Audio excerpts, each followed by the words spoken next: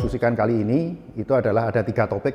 Yang pertama adalah kita akan memperkenalkan apa yang disebut dengan sequential game. Dan untuk melihat sequential game ini, kita akan memperkenalkan apa yang disebut dengan extensive form game. Video yang dulu, kita mendiskusikan mengenai simultaneous move.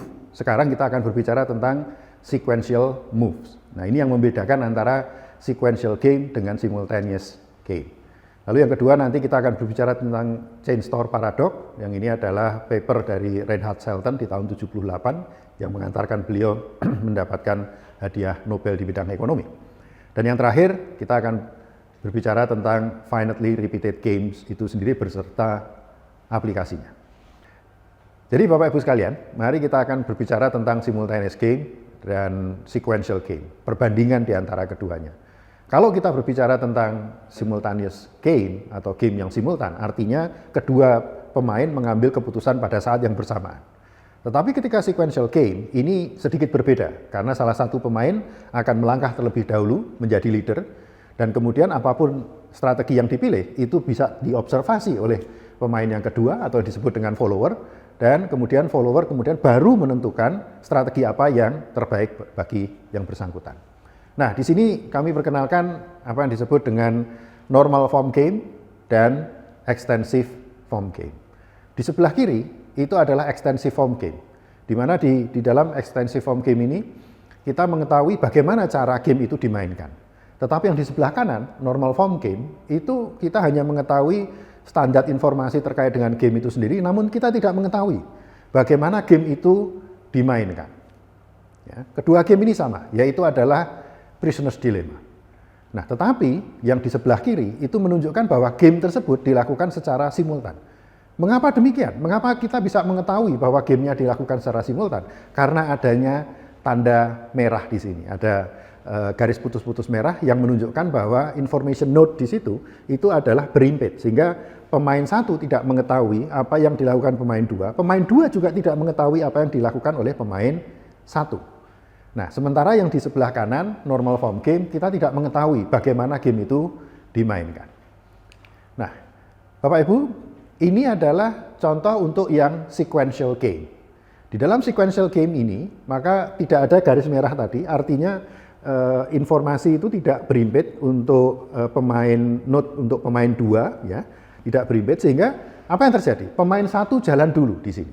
Ya, di sebelah kiri ini kita bisa melihat di paparan ini. Pemain 1 jalan dulu, lalu kemudian apapun yang dipilih oleh pemain 1 itu terobservasi oleh pemain 2, lalu pemain 2 akan memilih strategi sesuai dengan apa yang diinginkannya, yang akan optimum bagi yang bersangkutan. Nah, inilah di dalam extensive form game itu sendiri, kita ingin mengetahui apa elemen di dalam extensive form game. Nah, di sini ada 2 elemen. Yang pertama adalah decision node. Decision node ini adalah titik di mana pemain harus mengambil keputusan. Jadi katakanlah pemain 1 di titik awal itu, dia akan memilih antara setia atau khianat. Ini bagian dari Prisoner's Dilemma. Ya. Nah, apapun yang dia pilih, itu akan terobservasi oleh pemain 2. Balik lagi, ini adalah decision node bagi pemain 2. Lalu pemain 2 akan memilih apakah akan melakukan setia ataupun juga khianat. Nah, di akhir, di sana ada payoff. Nah, payoff inilah yang disebut dengan terminal node, di mana di sana ada payoff, yang itu payoff atau hasil akhir dari permainan, dan itu akan terdistribusi untuk pemain 1 ataupun juga pemain 2. Nah, sebelum kita melangkah lebih jauh, kita akan perkenalkan terlebih dahulu tingkat informasi yang ada di dalam suatu game. Nah, ini berbeda-beda. Seringkali orang menggunakan level informasi ini seolah-olah semuanya hampir sama, tetapi sebenarnya banyak hal yang berbeda di sini. Yang pertama, saya ingin diskusikan terkait dengan perfect information. Perfect information itu artinya bahwa setiap informasi itu adalah singleton. Maksudnya singleton itu seperti apa? Balik lagi ke paparan sebelumnya, kalau kita lihat di sini, ini adalah singleton. Kenapa? Karena pemain 1 memilih strategi, kemudian diikuti oleh pemain 2 dan berakhir dalam suatu payoff, ya, payoff itu. Itulah yang disebut dengan singleton. Ya.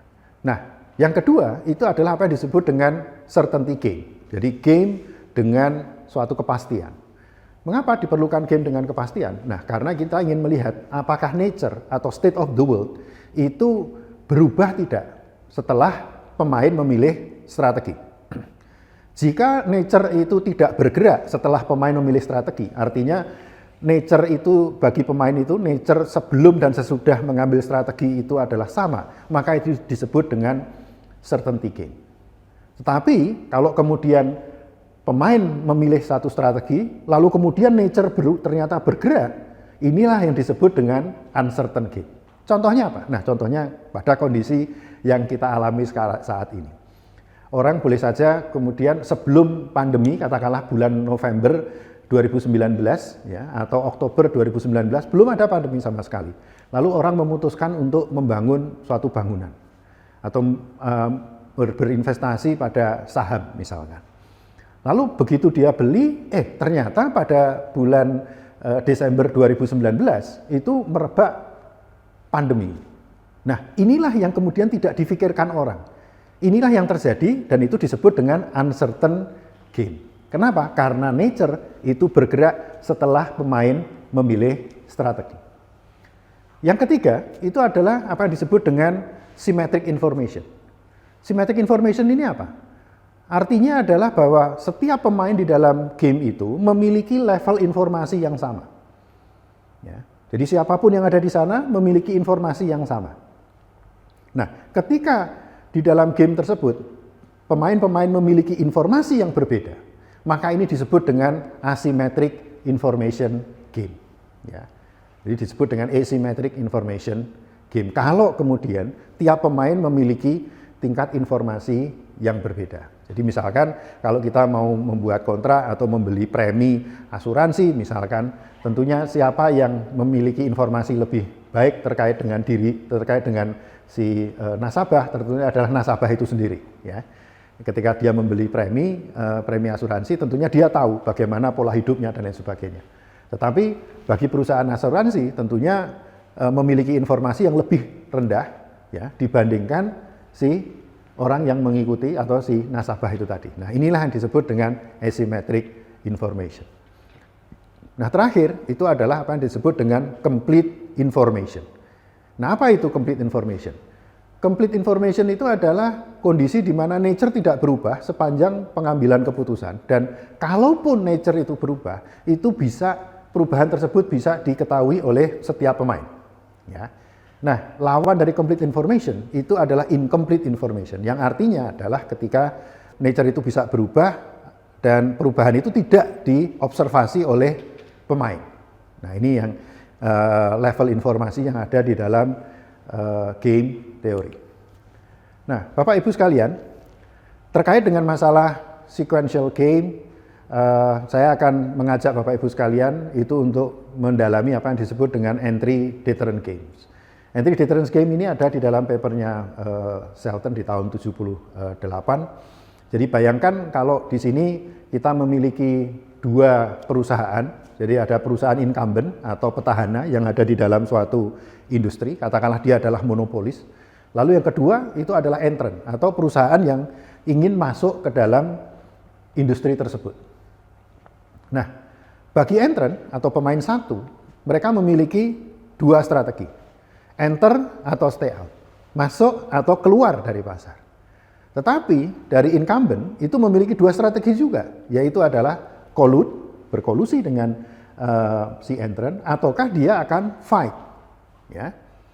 Nah, kalau Anda lihat di sini, Bapak Ibu sekalian, di sebelah kiri itu adalah kembali lagi normal form game, yang kanan itu adalah extensive form game, dan kita bisa melihat dari extensive form game bahwa game ini kita mainkan secara sequential.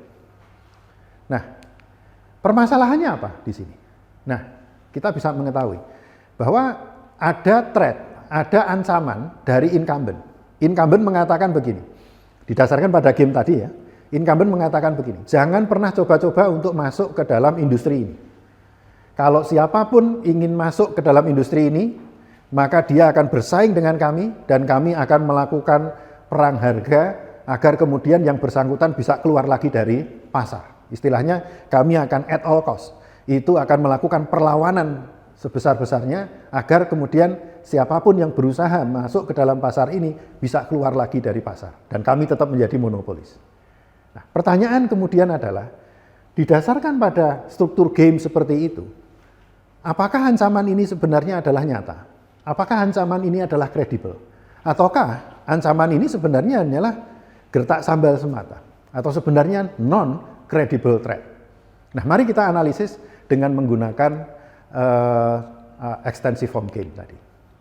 Nah, kalau kita lihat, apa sih sebenarnya kemungkinan respon dari pemain dua? Jadi kalau pemain satu tadi adalah yang entrant, siapa yang akan berjalan lebih dulu? Tentunya adalah pemain satu, yang akan menentukan apakah akan masuk atau keluar. Lalu akan direspon oleh pemain dua, yaitu adalah apakah akan collude ataukah akan fight.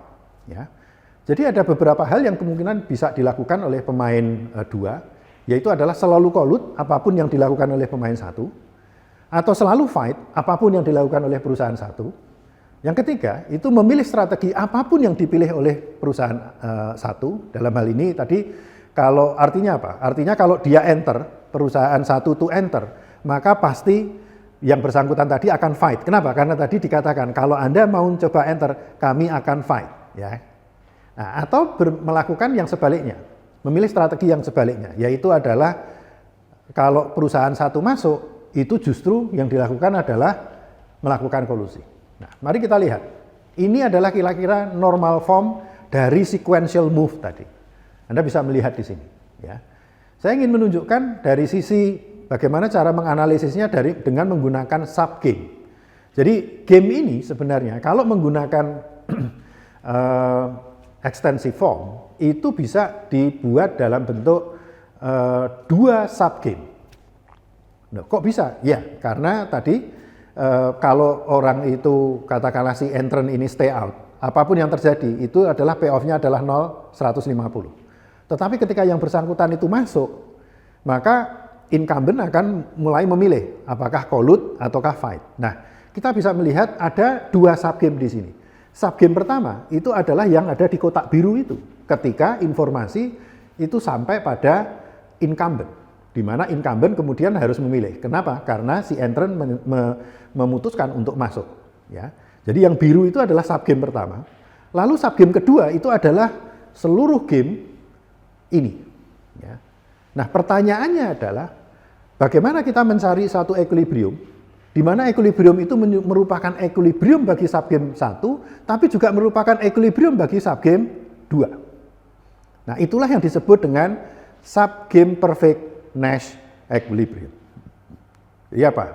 Subgame perfect Nash equilibrium itu adalah equilibrium bagi semua subgame. Jika Anda mendapatkan seperti itu atau properti seperti itu atau karakteristik seperti itu, maka strategi itulah yang disebut dengan subgame perfect Nash equilibrium yang juga merupakan Nash equilibrium. Nah, mari kita lihat dari tayangan ini.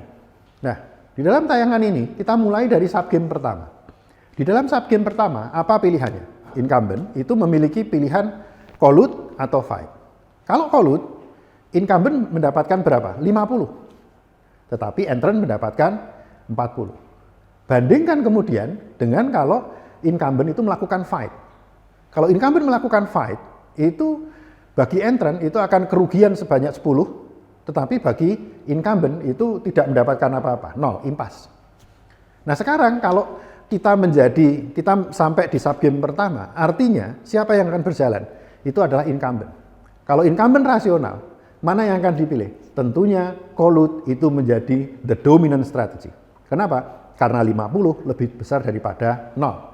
Sehingga selama informasi itu mencapai node incumbent itu, maka incumbent pasti akan memilih collude. Nah, jadi kalau di subgame 1, itu collude itu merupakan equilibrium atau subgame equilibrium. Ya. Nah, lalu kita lihat sekarang untuk subgame kedua. Pilihannya apa? Pilihannya adalah bagi entrant itu adalah stay out, dapat 0, ataukah dia akan enter. Kalau enter, dia tahu pasti bahwa si entrant tadi, si incumbent itu pasti akan mengambil collude.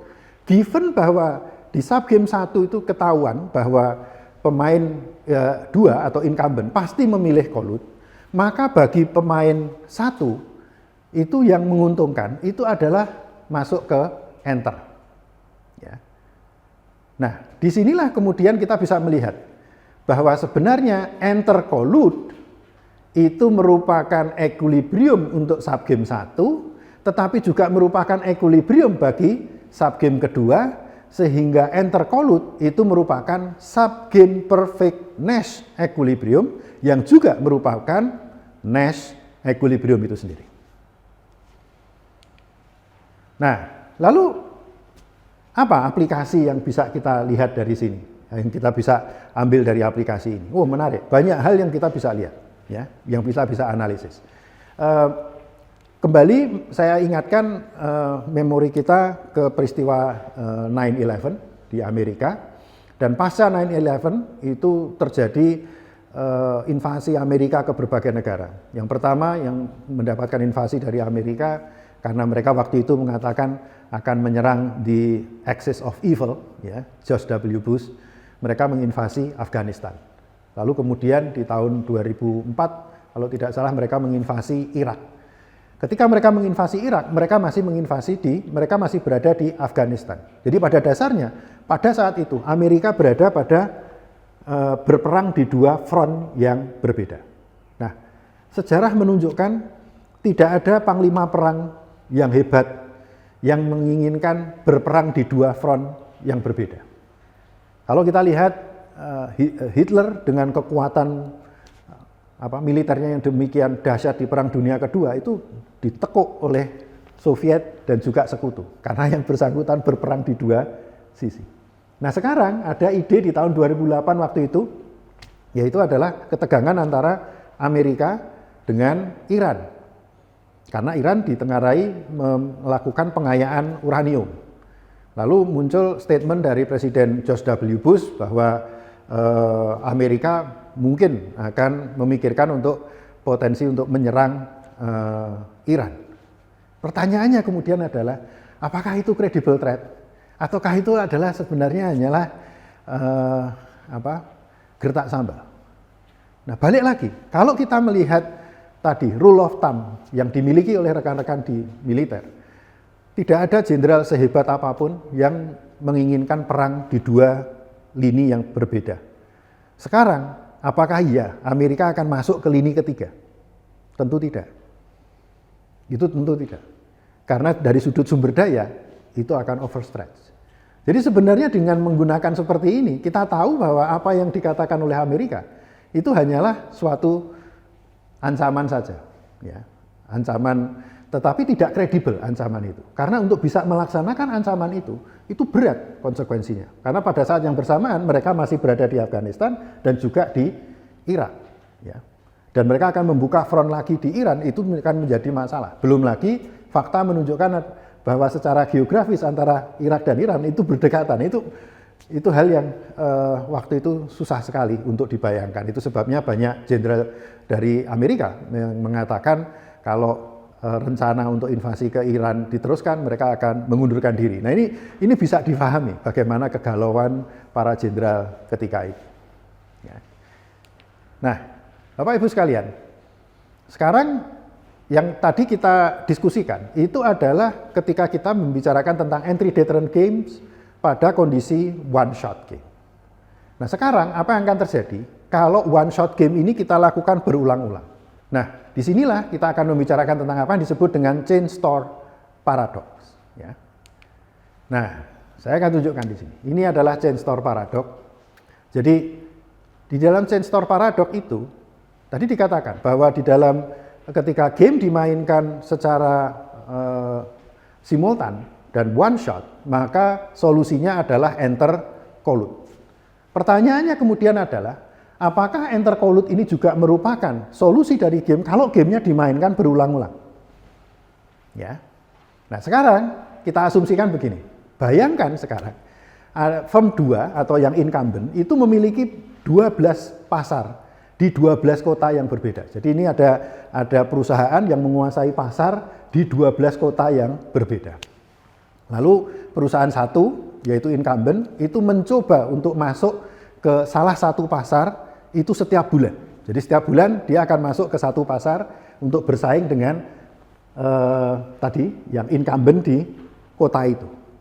Jadi kalau itu dilakukan selama 1 tahun, diharapkan seluruh pasar nanti akan bisa terkena akan mendapatkan challenge atau mendapatkan kompetisi dari pemain satu.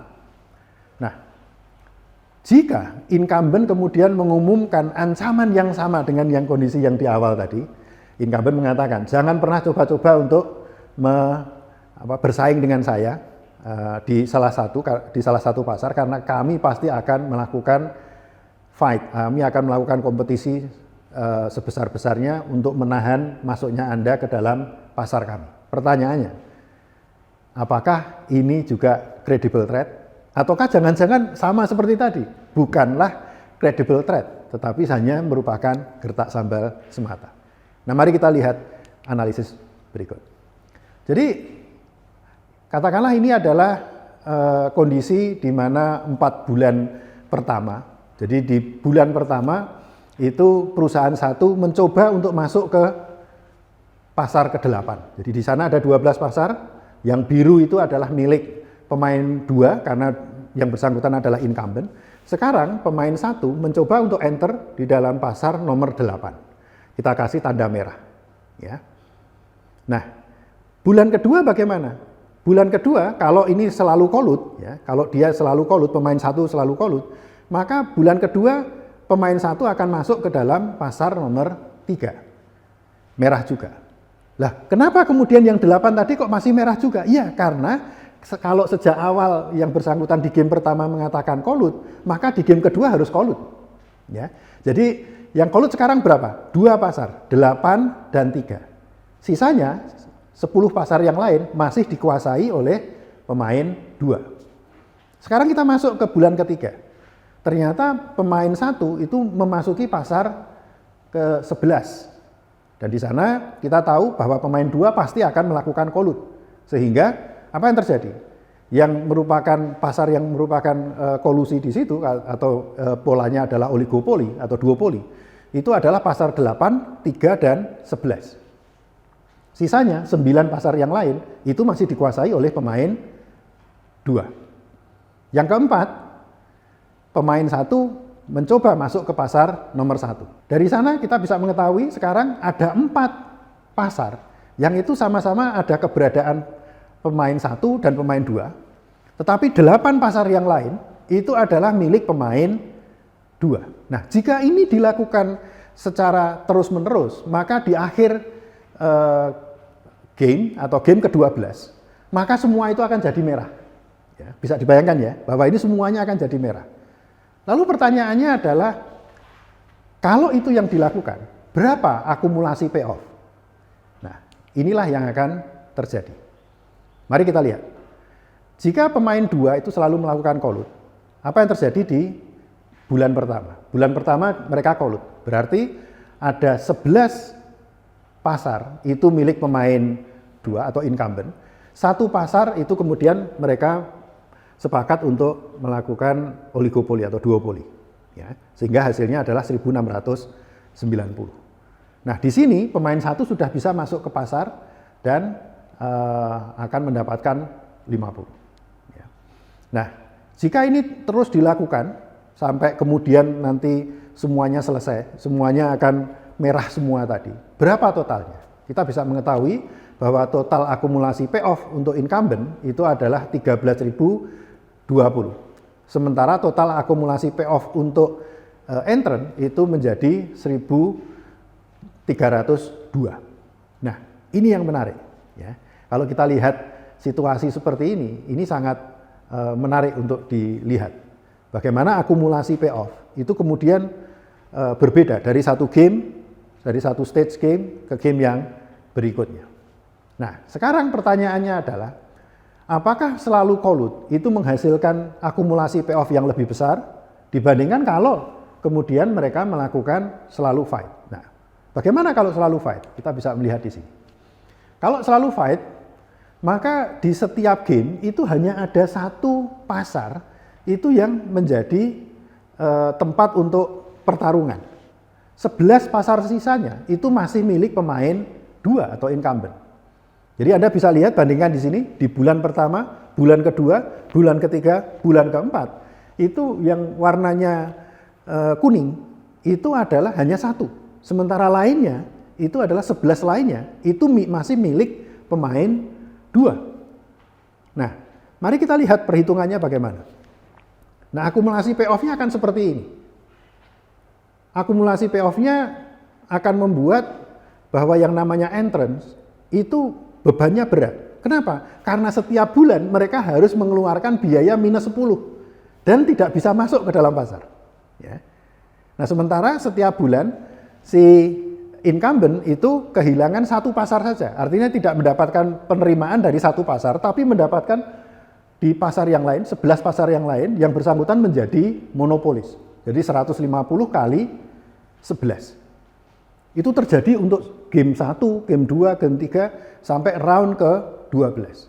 Jika itu digabungkan, maka berapa yang diperoleh? Yaitu adalah 19.800 bagi pemain 2. Bagi pemain 1, karena setiap bulan harus tekor 10, minus 10, kalau itu dilakukan selama 12 bulan, yang terjadi adalah minus 120. Nah, berarti apa yang terjadi? Artinya, kalau tadi di dalam one shot game, enter collude itu menjadi Nash equilibrium. Tetapi dalam finitely repeated games, karena kita tahu bahwa gamenya hanya akan dilakukan 12 kali, itu justru sebaliknya. Enter fight itu menjadi equilibrium. Ya. Nah, ini yang membedakan. Inilah mengapa disebut chain store paradox. Karena paradoksnya dari mana? Ketika game dimainkan secara one shot, itu memiliki solusi yang berbeda dengan ketika game itu dimainkan secara finitely repeated. Ya. Bisa 11 kali, bisa 5 kali, monggo saja. Dan bahkan evaluasinya atau juga analisis yang lain yang Anda bisa lakukan adalah katakanlah di sini ada 12 pasar atau katakanlah kita expand menjadi 20 pasar. Lalu setiap kali entrant itu melakukan kompetisi, dia masuk ke 2 pasar misalkan. Atau dia masuk ke 3 pasar atau ke 4 pasar sekaligus. Apakah hasilnya beda? Tidak. Hasilnya akan sama saja, ya. Hasilnya akan sama, yaitu adalah di dalam finitely repeated games selalu fight itu justru menjadi equilibrium bagi incumbent. Nah, pelajaran apa kemudian yang bisa kita petik dari sini? Ya. Jadi strategi yang optimal untuk one shot game seringkali belum tentu menjadi strategi yang optimal untuk finitely repeated games. Chain store paradox menunjukkan kepada kita bahwa untuk one shot game the best response atau the dominant strategy bagi incumbent itu adalah collude. Tetapi ketika kita memainkan finitely repeated games, justru the best response itu adalah selalu fight. Oke. Jadi apa yang perlu dipikirkan di situ adalah bagaimana mengukur akumulasi dari payoff. Ya. Jadi pemain yang menang itu adalah pemain yang mendapatkan akumulasi payoff terbesar. Nah, disinilah kemudian letak perbedaan konsep antara pertempuran dengan peperangan. Kalau kita memenangkan game di dalam one shot, maka itu seolah-olah antara pertempuran dan peperangan itu akan berimpit menjadi satu. Tetapi ketika kita melakukan game itu secara finitely repeated, kemenangan di dalam satu round itu belum menjamin bahwa di dalam game itu Anda memenangkan seluruh game itu. Disinilah ada perbedaan antara istilah pertempuran atau battle dengan war, ya, atau perang. Perang atau war itu adalah repeated game karena merupakan kumpulan dari pertempuran. Jadi pertempurannya banyak sekali. Katakanlah di Perang Dunia Kedua, pertempuran terjadi di mana saja? Pertempuran terjadi di 3 benua, yaitu adalah di Eropa, Afrika, dan kemudian Asia. Nah, di situ berapa ratus pertempuran, mungkin ribuan pertempuran, karena terjadi selama 5 tahun. Nah, di akhir siapa yang akan menjadi pemenang? Nah, disinilah kemudian ada perbedaan mendasar antara memenangkan pertempuran dengan memenangkan peperangan. Itu 2 hal yang berbeda. Ya.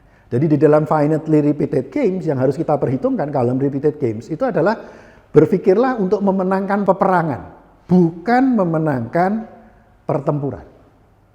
Nah, ini dua hal yang berbeda.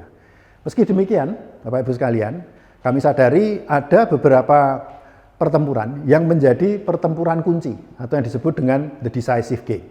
Jadi misalkan di tahun 1815, pertempuran Waterloo atau the Battle of Waterloo yang merupakan perang antara Napoleon dengan Wellington ketika itu, kemudian diketahui bahwa pemenangnya adalah Inggris atau di bawah pimpinan Wellington.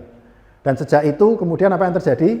Kemenangan perang itu 1815 itu mengubah landscape dunia, politik dunia yang semula negara adidaya itu adalah dikuasai oleh Prancis kemudian beralih kepada Inggris. Dan Inggris kemudian bisa menguasai setengah dari bumi ini selama lebih dari 100 tahun untuk kemudian diganti oleh Amerika sebagai negara adidaya setelah tahun 1945. Nah, yang kedua, contoh kedua itu adalah pertempuran di Sekigahara tahun 1600 itu di Jepang yang kemudian menandai mulai berkuasanya Tokugawa, Shogunat Tokugawa di Jepang hingga 400 tahun berikutnya. Nah, memang di sini ada the decisive battle ya, tetapi pada umumnya itu antara pertempuran dan peperangan itu adalah dua hal yang berbeda.